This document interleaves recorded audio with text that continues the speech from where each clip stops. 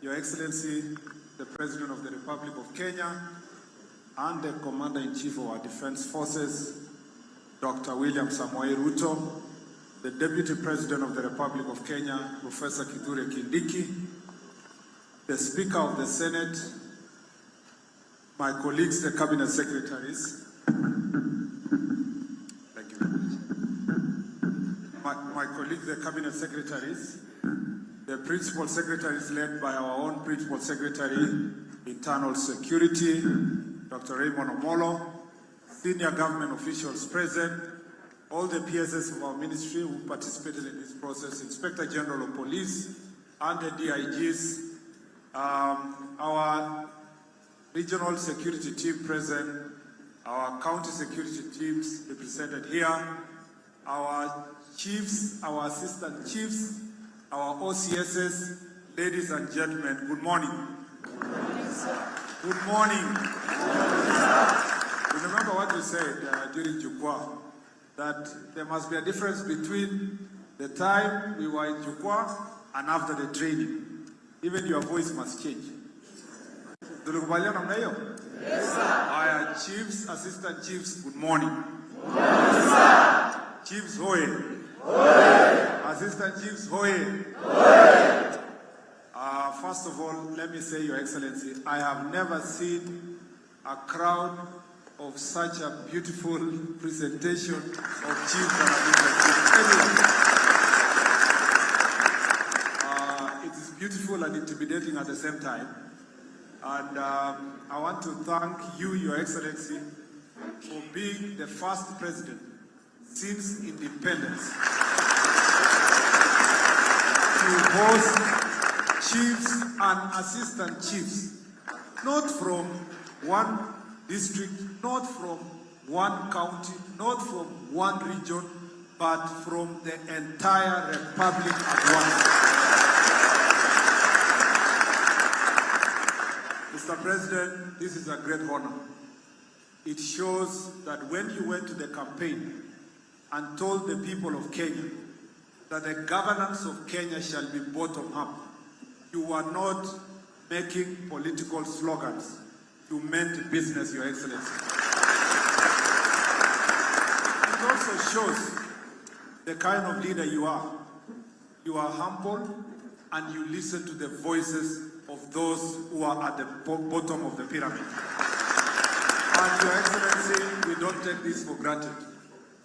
When you appointed me to this ministry, I took over from Professor Kithure Kindiki. And Your Excellency, he had done an exceptional job. He came to office when it was a very difficult time. We were facing banditry, threats of terror, and many other problems. And then when I came to office, he told me, as you continue with the work that Professor started, I want you to go to the bottom and listen to the voices of Kenyans and listen to the voices of the leadership within your ministry and within the government to see how best we can bring together these leaders and take advantage of their expertise and their continuous presence on the ground, Your Excellency, to make sure that government programs are properly explained to the citizens and also government programs are properly implemented from the bottom up. Your Excellency, I did exactly that. And we had 48 Jukwa Usala Forum, Your Excellency.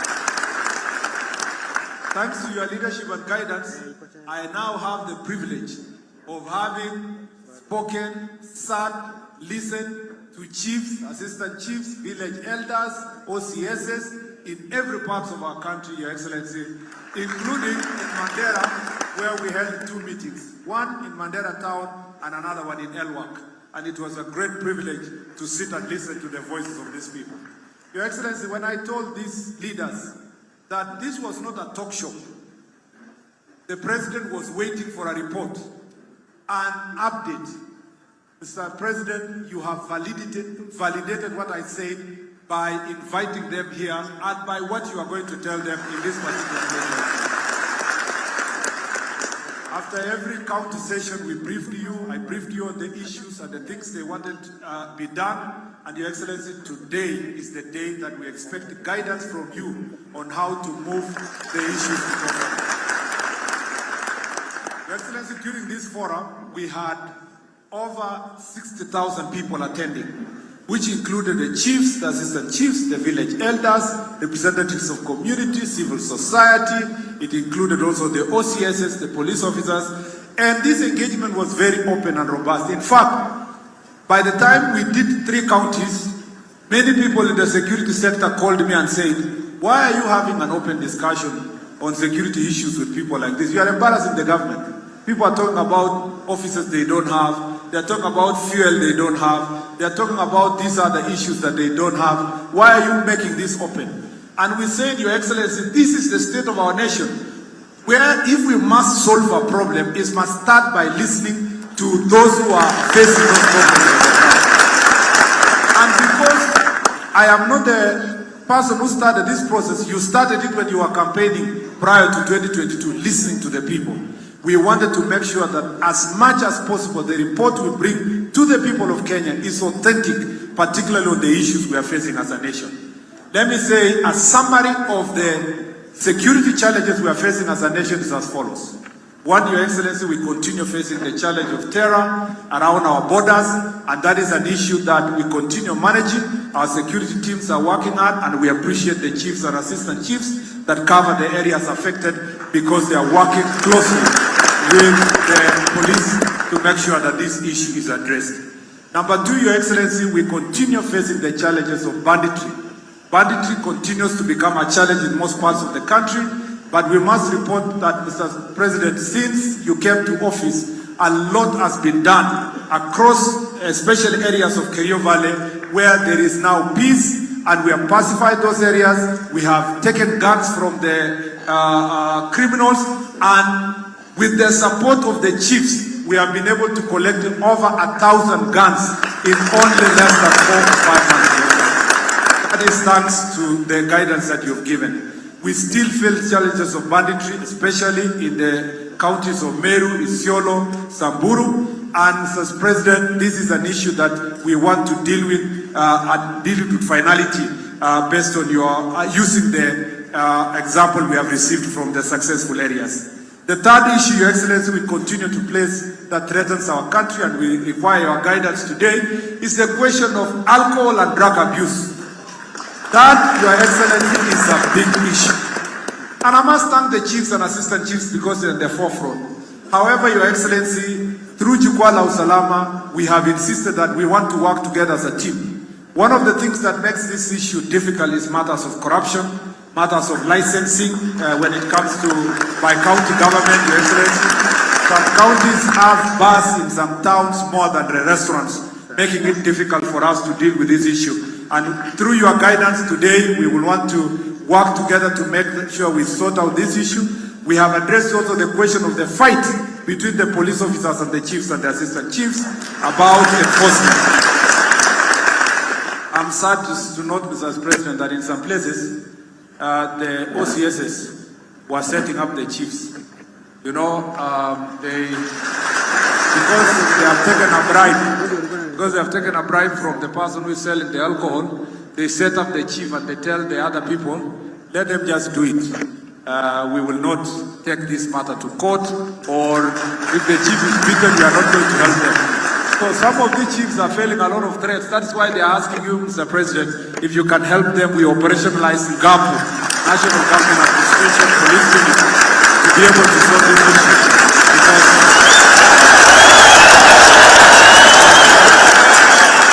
That, Mr. President, is a big issue they are facing. And sometimes, I must say, even if they have cheered me, a few of the chiefs, Mr. President, are also culpable. Some of the fights they had with the OCSs is because they are fighting over who will collect the bribe. So, when the chief comes out and says, I have the power to fight alcohol, then the OCS says, no, he has no power, it is me who has the power. And the only reason is because they want to know who will be bribed by the people who are selling this alcohol. We have told them in uncertain terms, Mr. President, that they must work together in a team, and that is why we are having Jukwa Usala to bring these people together so that they can work as a team. And since then, we have been able to make great progress to ensure that they work together as a team. Mr. President, drugs and drug abuse remains a big challenge, and we are expecting from you, and I believe you give us guidance today, how best we can upscale the fight against the drugs to save the future generation and to save our children, Mr. President, from those who are profiteering by making sure that they destroy the lives of the young people. The other issue, Mr. President, we still face is the question of goons and gangs. Mr. President, goons and gangs are a threat to our security as a nation. We have very resilient gangs that operate around the country, and they have very interesting names. Some of them are called Watizedi, ingine Confirm, ingine wanaitwa Gaza, zingine wanasema 42 Brothers, zingine wanasema Panga Boys, MRC, Munkiki, Sungu, Chingororo. Mr. President, these groups are a threat to our national security, and the IG has been working on a strategy to make sure that we deal with this issue. Mr. President, it is made complicated by politicians who go hire goons for their political gain. In some parts of this country, Mr. President, there is no funeral that happens without goons fighting from one politician to the other, making lives completely difficult for these chiefs and assistant chiefs and the OCSs in law enforcement. With your guidance, Your Excellency, this is an area we want to deal with decisively, without fear or favor, and we must deal with everybody, whether they are in government, they are in opposition. We are not going to spare anyone because we want to save our nation, Mr. President. The other issue, Mr. President, we believe will get your guidance today is sexual and gender-based violence. It's a big issue in our country, especially defilement. In fact, in the western region, places of western counties, places of Nyanza, especially Kisii, Migori, and then Bomet County, Mr. President, those are the areas we are recording high cases of defilement. And some of these cases involve the people who are supposed to protect these young children. These are places also we are having gender-based violence, fights, beatings, and wife beatings, and husband beatings. Mr. President, this is also an issue that we expect your guidance, and we are, as the police continue working hard, we want to upscale the fight against these issues. Lastly, Mr. President, is the issue of land. Land issues continue to pose a threat to the security in our country, and we have written in the report that we want to work together with Ministry of Lands to make sure that we resolve land issues, including the problems we are facing today in Narok because of land fights. We also have a problem of boundaries. Boundaries, Mr. President, are between an intra and between counties, Mr. President, is a big issue. Whether it is Kitui versus Tana River, whether it is Lamu versus Garissa, whether it's Taita Taveta versus Kwale, whether, Mr. President, between Pokot and Turkana, whether it is between Machakos and these other places, boundaries becomes an issue. And we believe that if we work together going forward, we need to locate the geomaps. It's even made worse when minerals are discovered, like the case of West Pokot and Turkana County. It gives us and poses security challenges in our country. Lastly, Your Excellency, I want to say that these officers, I don't want to repeat the issues that these officers have raised. You already have them that are related to their welfare. Mr. President, you have Your Excellency, unajua, for many years, our chiefs wamekuwa wakitafuta promotion na mambo mengine. Sasa tumekuwa tukiambia hawa, ngojea kidogo training, ngojea kama una training utapromotiwa na mna. Sasa jana uliona vile wala match kwa parade, Your Excellency. Wanataka kusikia kwa wewe baada ya hiyo match kwa hiyo parade ni nini itafanyika kwa maisha yao baada ya hiyo. Sasa rais, unajua wakati parade ilikuwa inaendelea, kuna chief moja alikuwa kwa sababu ya jua na nini na safari ametoka mbali, one of them fainted kwa parade. So paramedics wakakuja kumsaidia. Wakati alikuwa amesaidika amekutuka, akaambiwa ingia kwa ile stretcher upelekwe for first aid. akakataa akasimama tena kwa parade akaendelea mpaka ikaisha. I want to thank you. That means, first of all, let me say that chief did that because they value this training, Your Excellency. They have been here for many years without the training. We want to thank you, Your Excellency, for availing the resources immediately for their training, and that, Mr. President, you listened to their voice, you gave the resources. Now we have trained nearly 6,000 chiefs and assistant chiefs. We have trained the 800 SECs, and when you came for the graduation of SECs, you gave directions. We trained another 400 SECs who are currently under training, Your Excellency, because you mean business and your word, Your Excellency, is your board. You believe in what you say, and you have said so, and we have trained these chiefs and the assistant chiefs. Thank you, Your Excellency, for doing so. There are also a small matter, Your Excellency, that is related to their authority to incur expenses, Your Excellency.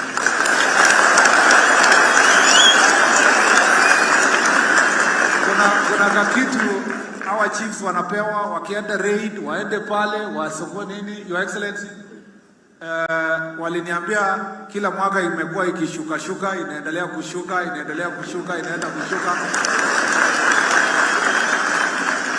Sema neno moja tu na roho yao itakuwa.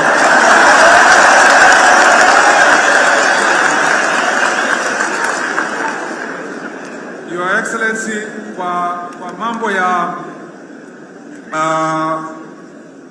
mambo ya insurance yao na work injury benefits, Your Excellency, most of these chiefs are in the forefront. Wanapigana na pombe, mtu ya pombe anawapeleka kotini. Saa zingine wanapigwa na goons wakienda kupigana na pombe. Kuna hata chief alituambia huko Butere alipigwa huko kwa River Nzoia huko akingangana na pombe. Kuna wengine wanaumia wakiwa kwa kupigana na banditry. Your Excellency, we need to improve the compensation that comes to all the chiefs and assistant chiefs who suffer in line of duty, and they need to be compensated in good time. Your Excellency, all the other issues related to housing, related to mambo ya police, our police officers and their housing, their welfare, their promotion, motor vehicles, na mambo mengine yenye iko hapa. Nataka nimalizie tu na story moja nilipewa huko Makweni. Kwa mambo ya magari, Your Excellency. Tuliambiwa na ACC moja ya kwamba alienda kazi siku moja, amepanda ACC na ni mama, amepanda motorbike, anaenda baraza kubwa sana, akapanda bodaboda. Wakati alikaribia ile baraza yenye ilikuwa kubwa, wananchi wameketi chini. Ule mwenye anaendesha bodaboda akaweka madoido. Sasa nataka kuonyesha amelete mama mwenye ni ACC. Ni tu ya maana.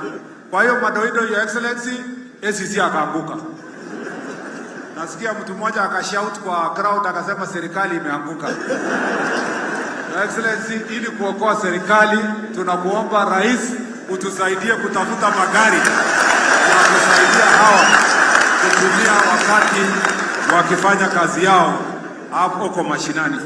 Ya mwisho ni kusema kwa mambo ya housing, ulisikia kwa yule alikuwa kwa ACC mwenye alikuwa pale.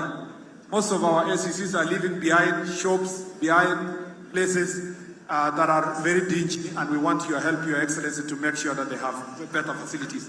I have said too many things. This is just a summary of what is in the report. We wanted to make it as brief as possible. It is now my greatest honor and duty to welcome the President so that he can respond to the report that he already read and give directions on this issue, Your Excellency. Sorry, I thought, Your Excellency, pole kwa kupita hapo. Tuko na hapa, let me first